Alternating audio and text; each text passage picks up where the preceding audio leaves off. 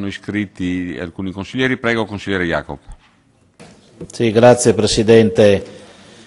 Io intervengo a nome del gruppo del Partito Democratico su questa iniziativa che attraverso la mozione numero 122 il collega anche di Commissione, consigliere Pedicini, promuove per dire finalmente, nel senso, un apprezzamento all'iniziativa del consigliere Pedicini di fronte alla assenza drammatica, direi ormai, di iniziativa del governo regionale, perché rispetto a questo tema è tempo e da tempo, non solo per affermazioni rese nei vari interventi. Ricordo solo che il tema delle province, dell'avvio del processo della verifica sulla riforma del sistema delle province in regione, addirittura attraverso con l'uso, mediante una consultazione popolare, è stata annunciata dal Presidente Tondo in quel famoso documento del 27 settembre del 2011.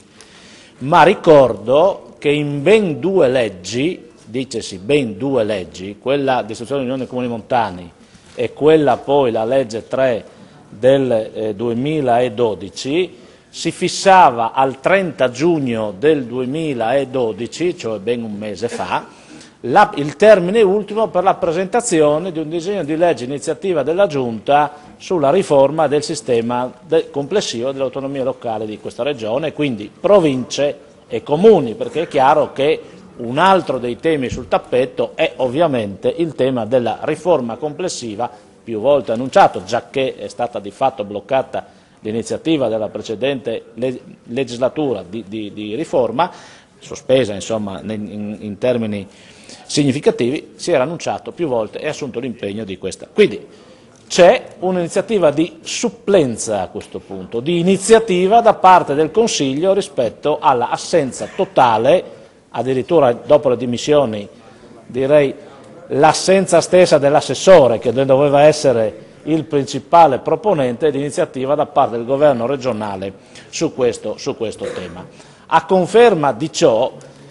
c'è anche stato l'episodio legato all'articolo 1 della legge 3 del 2012,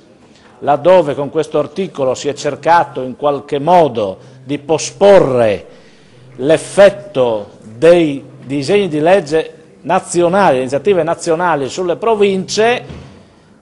articolo che è stato poi, come ampiamente era evidente per chi avesse avuto un minimo di conoscenza, di competenze in questa materia, insomma, l'impugnativa del governo per difetto di iniziativa della regione, che seppur è una regione speciale non può difendersi posticipando i tempi delle riforme, ma dovrebbe anticipare le riforme stesse utilizzando proprio la propria autonoma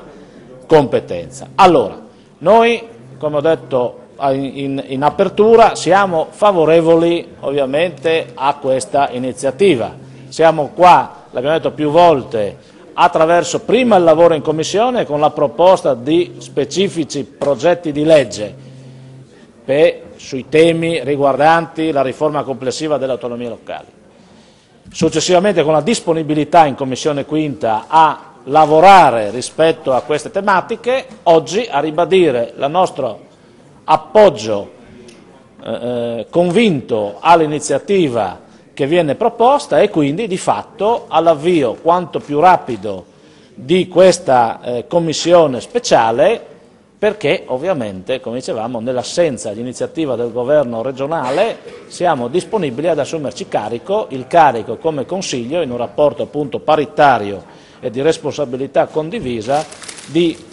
produrre quello che è di fatto il progetto di riforma del sistema delle autonomie locali di questa regione, che ovviamente si concentrerà specificatamente per la necessità di doverlo fare oggi sulle province, ma che non può prescindere da una visione complessiva che riguarda l'organizzazione complessiva dei comuni, in primis dell'Unione dei Comuni Montani, che stanno sollecitando attraverso i loro documenti, ordini del giorno piuttosto che dichiarazioni degli amministratori temporanei, ulteriori aggiustamenti in quella che è stata un inizio di riforma ma che poi è rimasta lì, come tante cose che sono rimaste lì dopo che la Sora Garlatti ha scelto di occuparsi di altre cose, e quindi di fatto in questa logica la disponibilità ad attivare quanto prima il lavoro nella Commissione, perché noi daremo un voto favorevole a questa mozione con questo spirito e con la disponibilità a fare parte attiva e iniziativa del Consiglio su questo tema. Grazie consigliere Jacob. Consigliere Kociancic.